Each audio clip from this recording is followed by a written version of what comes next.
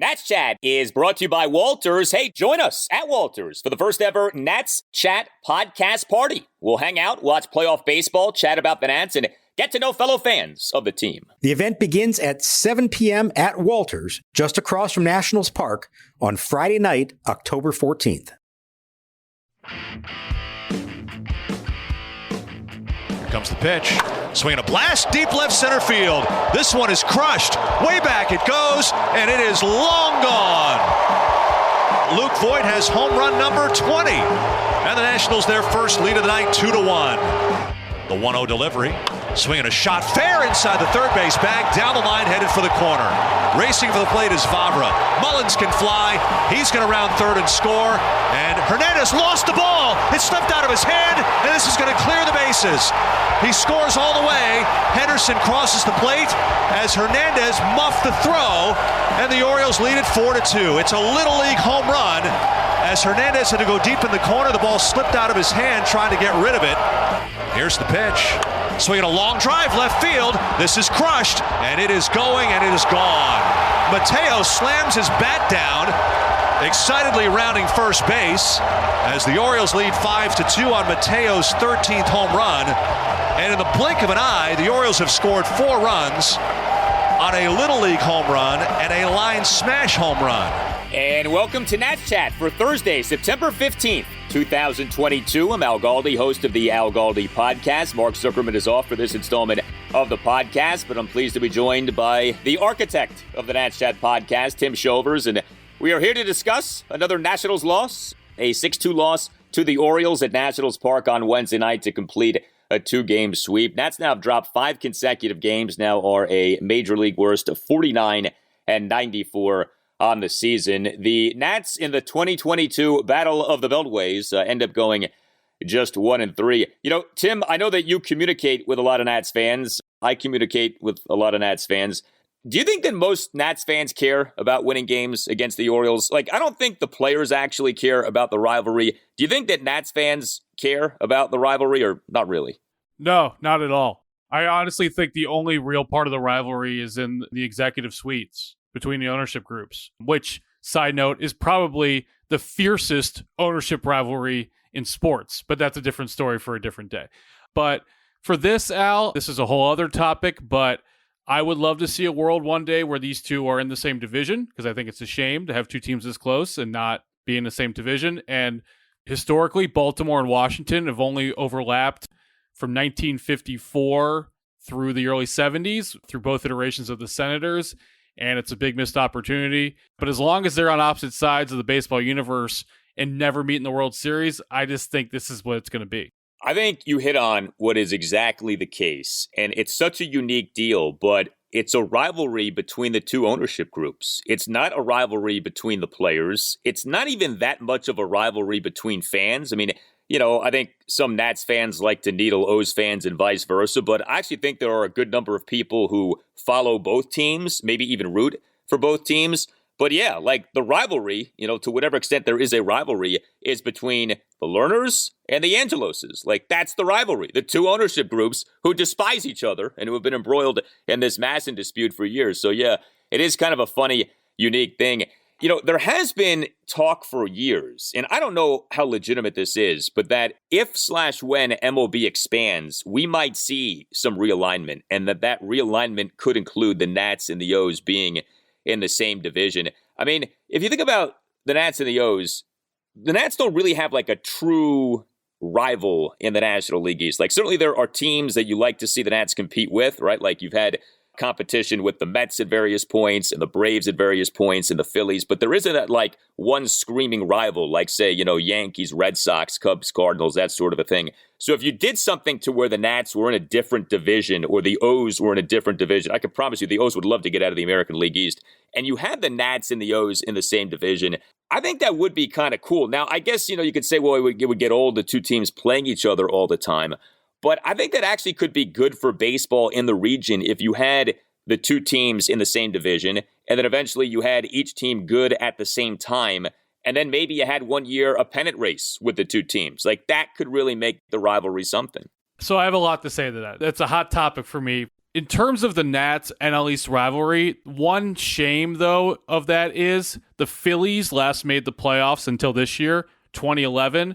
The first time the Nats made the playoffs, 2012. So they've never overlapped as good teams in the same year. So I'm very curious when that does happen, what that rivalry takes shape, because the two fan bases can drive to each other's stadium so easily. With that, I was driving back from Philly on Friday night, as I've done that drive many times, and many people who listen I'm sure have done that drive. And on the way back on 95, you pass Camden Yards.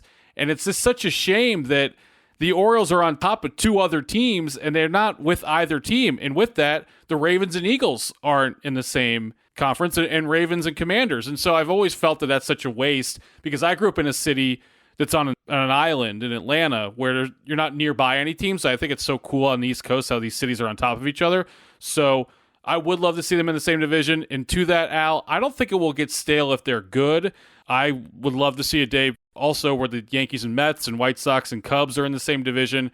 I think it's time for that. The reason why the Cubs and White Sox aren't in the same division were because of business decisions in like the late 1800s and early 1900s. At a certain point, this might be outdated. So, amongst other things in baseball. So I really do yearn for the day that the Nats and Orioles are playing each other a dozen times a year. Yeah, I think there could be a lot to it. I think the other thing, too, with the Nats and, like, not having a true rival is that when the Nats have been good and when the Nats have won the division, the Nats have, for the most part, like, run away with the division. Like, the Nats never really had to, like, fight to win the division in terms of, like, a late-season pennant race. You know, you think about 2012, 2014, 2016, 2017.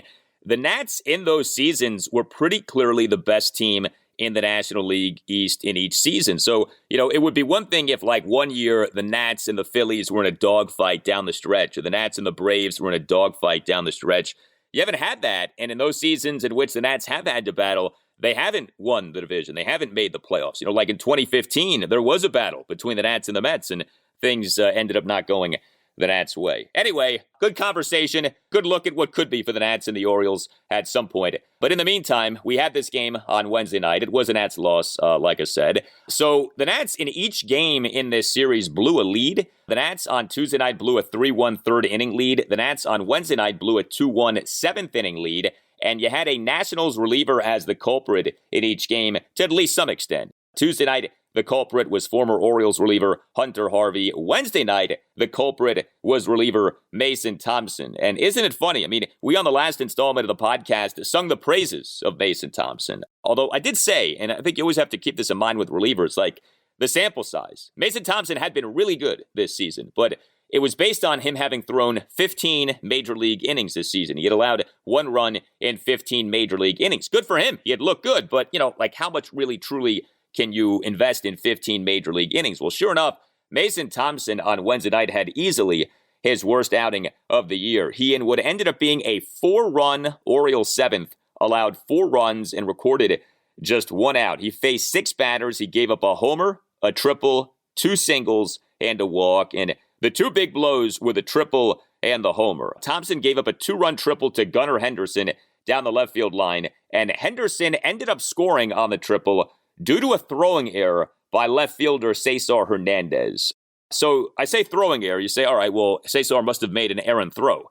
Not really. This was a throwing error in which Cesar Hernandez had the ball come out of his hand behind him as he went to throw it. So this wasn't like a throw to the infield or a throw to home plate that was way off. This was, he went back to throw, and the ball jumped out of his hand, like something you would see on, you know, a blooper segment on SportsCenter or on This Week in Baseball back in the day. It was one of these, you know, amateur hour-like looks. It's the kind of thing we have seen from the Nats this season. You know, think to when we've seen like 2 guys on 1 base at the same time, that sort of a thing. And then Mason Thompson on the very next pitch gave up a solo home run to Jorge Mateo to left field for a 5-2 Orioles lead. And just like that, this went from being a game in which the Nats were leading to a game in which the Nats were losing by a good amount. I don't want to crush Cesar Hernandez. He had never played left field in a Major League regular season game until this season. He's playing there right now, basically out of desperation by the Nats. But boy, Tim, if you want like a snapshot of the Nats season, that error by Cesar Hernandez is it. T-minus 3 weeks remaining in the Cesar Hernandez Washington Nationals era. Now, also, the way he approached that ball, now, granted, it's an odd carom, and it's sort of a weird part of the ballpark there where Henderson hit it into the left field corner, but you could tell Hernandez had no idea how to play that ball. Now, he's not experienced in there, so I don't want to beat him up too much, but it just was like, of course he botched the throw right there, and of course the 2022 Nationals would give up the lead just like that, and then to compound it, Mateo the next second hits the homer. It sort of reminds me a lot in football a lot of times where some team in the second half, an underdog will be leading and you're really surprised, and then they give up a touchdown, and next thing you know, they give it the pick six and the game's over. That's how it felt the same exact way with this one tonight. And side note, I've been hearing for years about Adley Rutschman. I wish I had heard more about Gunnar Henderson because I am extremely impressed by that guy so far. Henderson is a stud. Gunnar Henderson is a guy who was a second-round pick, not a first-round pick, but he was called up by the O's from AAA Norfolk on August 31st. He, at the time of that call-up, was the number 2 prospect in baseball, and since he came up, he's been outstanding. His OPS now, since he was called up, is .890, and the thing about Henderson is he can play basically anywhere in the infield. He can play third base, he can play shortstop, he can play second base. He had a big game on Wednesday night, had a big game also in the game on Tuesday night. Yeah, I mean, it's kind of cliche to say like losing teams make losing plays, but you do see that from the Nats, and you saw that in that air from Cesar Hernandez, and it was a rough outing for sure for Mason Thompson. As for the Nats bullpen, the rest of the game, Andres Machado came in to clean up the mess in that top of the 7th, and he did clean up the mess, faced 3 batters, sandwiched 2 outs around a 2-out walk. Paulo Espino in the top of the 8th allowed a run. He gave up a double and 2 singles. And Kyle Finnegan, who we are not seeing much of these days, with the Nats having lost 5 consecutive games, he did pitch the top of the 9th. He tossed a perfect top of the 9th. All of these Nats relievers were in relief of Patrick Corbin, who was good again. Patrick Corbin was good for a 4th time in 5 starts. And if this sounds familiar, it should, because this is exactly what Corbin did last season. He was very good last September, and of course, it ended up meaning nothing for this season. So do not be thrown off by what Corbin is doing right now. It is nice to see him pitching well, okay? Don't get me wrong, but I am not going to go chasing the stick like the dog off the porch of, has Patrick Corbin been fixed? Okay, he did the exact same thing last year, but he has now been good in 4 of his last 5 starts, and he was good on Wednesday night. 1 run in 6 innings. He gave up just 4 hits, a double, and 3 singles. He had 4 strikeouts versus no walks. He did issue a hit by pitch, but he threw a lot of strikes. 92 pitches, 60 strikes versus 32 balls. So, we can say that we're not going to let this make us think anything big picture, but I think we also could say he has been better, and he has been better, and he was good on Wednesday night. Yeah, I think there's actually some real big picture stuff to Corbin pitching well, and that is we're not talking right now about him moving to the bullpen, and he probably, remove the contract aside for a second if that's possible, he's probably locked up a spot in the 2023 opening day rotation based upon the way he's pitched the last few weeks. Now, one thing, though, he's still in Mike Moroth territory, and he's 2 losses away from 20 losses, which that sticks with you forever if you do that. So he has a lot of motivation entering these starts here. And let's see now, he would probably have 3 starts left, somewhere around there. So for him, if he doesn't want to be a trivia question, these starts are actually going to be rather important down the stretch for him. So you do think that this is meaningful for next season in terms of him pitching well, or you just think this is meaningful in terms of him being in the rotation for next season? I think it's meaningful for him being in the rotation. Now, talk to me on May 1st, I don't know, but I just think that if he's going to end the year somewhat plausibly in the rotation, and if we project it further, you got the 3 young guys in there, Cavalli, Gray, and Mackenzie Gore. I'm not going to bother touching number 37 right now. I don't think he's going to be in the opening day rotation. So those are 2 spots left. And with him in the contract, I would say probably right now it'd be a big surprise to me if Corbin's on one of the other 2. Yeah, I think you're right. I mean, I think that has as much to do with a lack of options as it does with how Corbin is pitching. But, one thing with Corbin, and we've talked about this, is that as bad as he has been the last 3 years, and he obviously has been really bad, he does have good outings. And what he does is he does just enough good to kind of make you think that there is more good to come.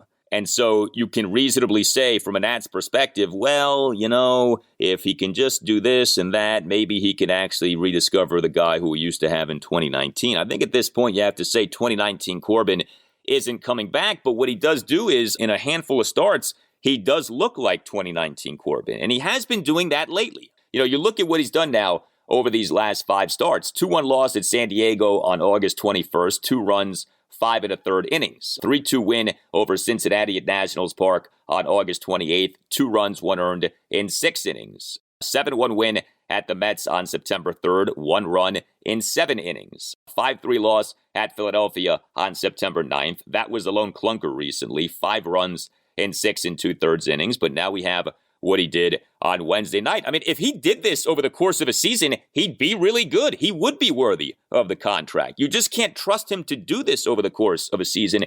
And again, I come back to he did this exact same thing last year. Patrick Corbin last year finished with an ERA of 5.82 despite pitching well in 4 of his 5 starts in September. I think it's funny now that you look at him. He has pitched well in 4 of his last 5 starts as we are well into the month of September. So I would love for this to be meaningful for next season for Corbin. I really would. I think it would be such a good thing for him and for the Nats if the Nats could actually find a way to have fixed him and have him be better moving forward. But I mean, we've danced this dance so many times. I just don't know how you can truly believe that, okay, now Patrick Corbin has been put back together again.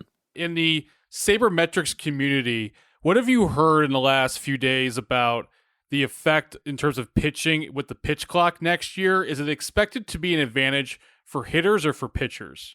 Oh, I think for hitters. Because I think one of the reasons that pitchers take so long between pitches is to process the next pitch. There's so much information now that pitchers are having to digest and process in terms of data and sabermetrics and analytics and sports science that I think if you have less time to think about all that stuff and think about exactly what you want to throw and how you want to throw it and how you want your release to look, and that also goes for the catcher in terms of thinking about what next pitch should be called, I think that works to the hitter's advantage. And I think the other thing is when you're taking a good bit of time between pitches, you're conserving energy so that your next pitch can be as fast as reasonably possible. If you're throwing a pitch every 20 seconds, let's say, as opposed to every 30 to 40 seconds, each subsequent pitch is going to be harder to throw because you're getting more fatigue. You think about it, for those who work out, right? If you're doing a set of squats, let's say,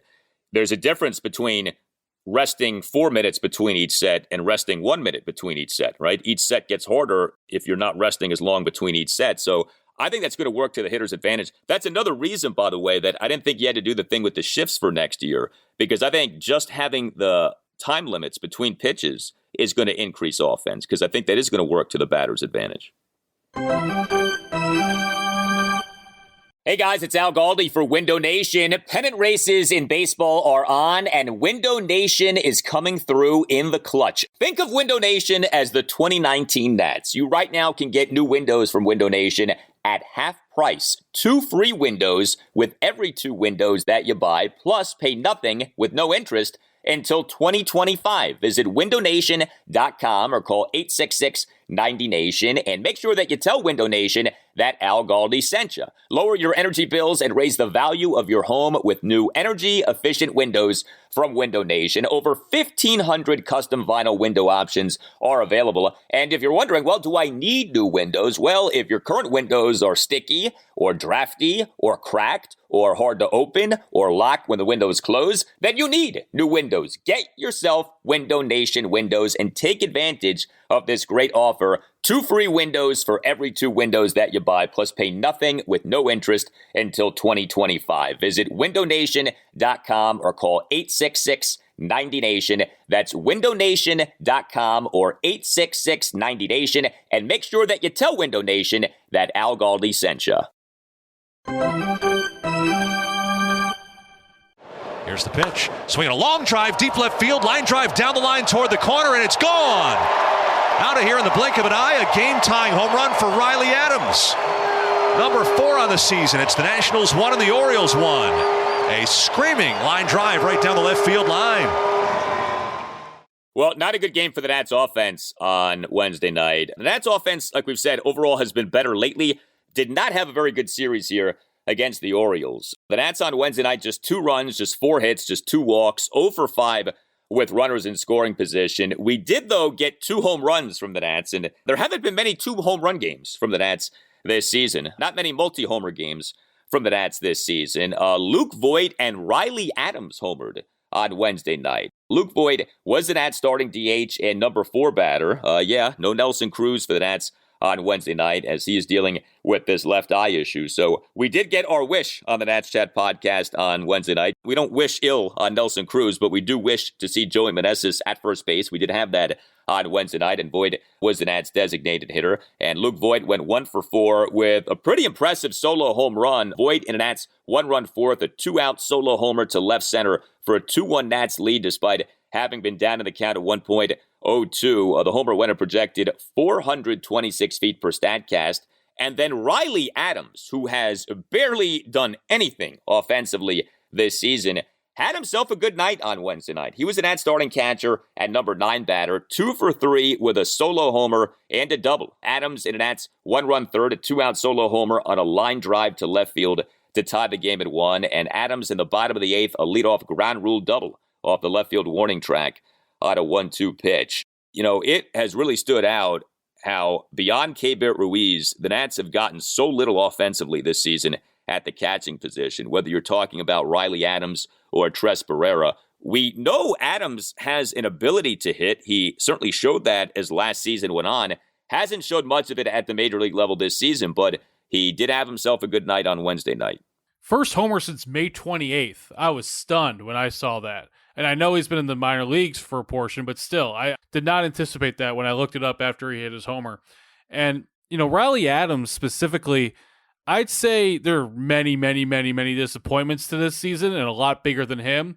But that's sort of an under-the-radar disappointment for me because I was really impressed by him last year. I got excited by what we saw.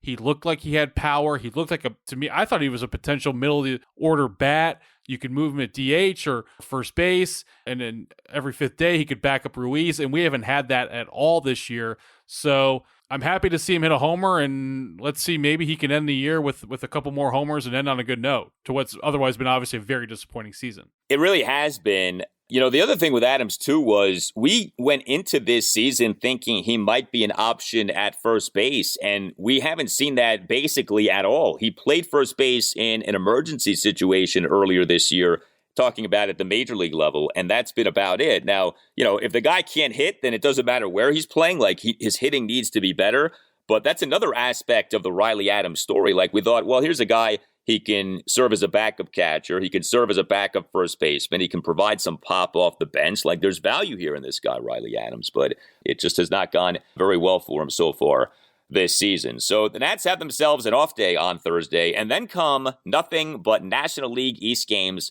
the rest of this season for the Nats. 3-game series against Miami this weekend, then a 3-game series at Atlanta next week, then a 3-game series at Miami, then a 3-game home series against Atlanta, then a 4-game home series against Philadelphia, and then a 3-game series at the Mets to conclude the season. Things haven't been going so well for the Nats lately. Like I've said, 5 consecutive losses. It's also now 7 losses in 8 games for the Nats. We know that things have not gone well for the Nats against the National League East specifically this year. Do you think we are in store for an especially brutal ending to the Nats season, given that they will be facing nothing but National League East teams? Or do you think that maybe, just maybe, the final 3 weeks of this season for the Nats won't be as painful as the weeks potentially could be? You know that meme with Mr. T? Pain? I think that's what's coming. Now, the Marlins, though, I don't know. That one I could go either way on. I wonder sort of by the law of averages if the Nats can sneak a few against a team that, for whatever reason, has dominated them this year. But they cannot match up well against the Phillies at all. And even though those games might not be meaningful for the Phillies, they might already have their seed set, but that's a long way away. But the Braves got 6 games, and the Braves are going to be hoping and expecting to go 6-0. Not 5-1, but 6-0. Against Washington. So there's going to be big problems there.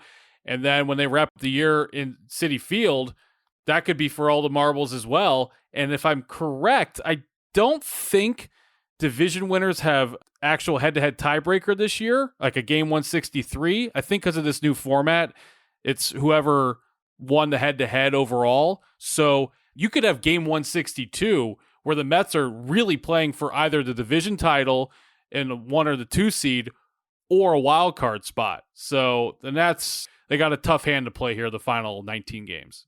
19 regular season games left for the Nats. The Nats need to go at least 4-15 to avoid the indignity of a 110-loss season. So can you at least win 4 out of the 19? I mean, that's not that big of an ask. You'd like to think that the Nats can win at least 4 of these games down the stretch.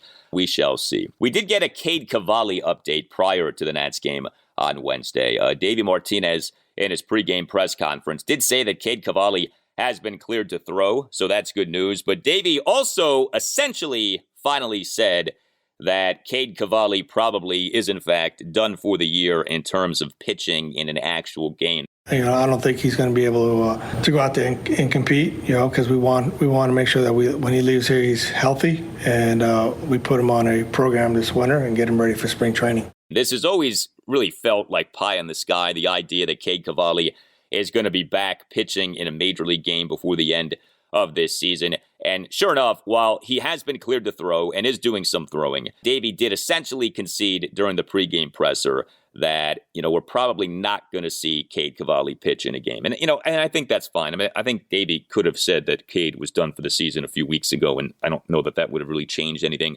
I know that they're trying to keep Cade motivated. I think with a lot of these athletes, you don't have to do that. Like, if Cade Cavalli is the pitcher who we want him to be, you don't have to dangle this far-fetched carrot in front of him. Hey, you might pitch in one more game this season. Like, no, you're probably not going to pitch in a game this season, but you're a professional. The expectation is that you're going to be a high-level pitcher for us for years to come, so you need to work and continue to progress. And I think Cade Cavalli would do that. Like, I don't think there's any reason to think that he wouldn't do that. But, man, you really cannot overstate the importance next year of Cavalli, Mackenzie Gore, and Josiah Gray, and for all 3 of those guys to be in better positions a year from now as compared to now. For Cavalli, it's been kind of a strange year. I mean, he did get promoted to the majors, but it took a lot longer than anyone anticipated, and his lone start did not go well, and he's been out with injury since. For Josiah Gray, there has been some good, but there's been a lot of bad, and the season doesn't seem to be ending well, and he's given up a lot of homers, and he's issued a lot of walks, and he has an ERA over 5. And with Mackenzie Gore, he has yet to pitch for the Nats. I think there's a lot of hope with him, and there should be. But, he himself is coming off injury, and we'll see if he ends up pitching for the Nats at some point here in a major league game. So there's hope, there's promise, and, you certainly could make the case that 12 months from now, what matters more than anything is that all 3 of those guys are in better places than they are right now. Definitely. And come spring training, those starts are going to be very, usually we don't really care at all what goes on in spring training. But the first few Cavalli and Gore starts in the spring, and even Gray, because he's limping towards the finish line here, Grapefruit League for Nats fans, there's going to be a few things to keep tabs on come February and March next year. That's a good point. I mean, I think that says a lot about the state of things for the Nats, but I think that's true, that, it's going to be notable what these guys are doing next February and March, and gee, it would be wonderful to have all 3 guys in the Nats season opening rotation next year, and for all 3 guys to end up pitching a lot for the Nats next year. But a lot to go through before we get to that point. Big offseason coming up. I really do believe this. Big offseason for Gray, big offseason for Cavalli, big offseason for Gore. We don't know what guys do during offseason, so it's all going to be in retrospect, was it a good offseason or wasn't it? But for the first time in years, right, you're going to have a normal MLB offseason. No COVID, no lockout. You can work with your coaches. You can work with your strength and conditioning staff. You can really apply yourself and dedicate yourself this offseason to getting better and getting healthy. And all 3 guys you would think are going to be doing that. You tell us what you think. Hit us up on Twitter at @Nats_chat. You can email the podcast at natschatpodcast@gmail.com. You can find us on Instagram too at Nats Chat Podcast. You can get yourself or someone who you know a Nats Chat Podcast t-shirt by going to natschatpodcast.square.site. Don't forget to subscribe to the Nats Chat Podcast. Subscribing costs you nothing, and make sure that you never miss an episode. All Nats radio highlights on Nats Chat are courtesy of 106.7 The Fan. For Tim Shovers, I'm Al Galdi. We thank you for listening, and we'll talk to you next time on the Nats Chat Podcast. As the old familiar cry rings throughout the land, the president opens the season in the old familiar way. As the Washington Senators take the field, Mr. Kennedy comes through with a wild pitch that catcher Ken Retzer grabs for his great-grandchildren.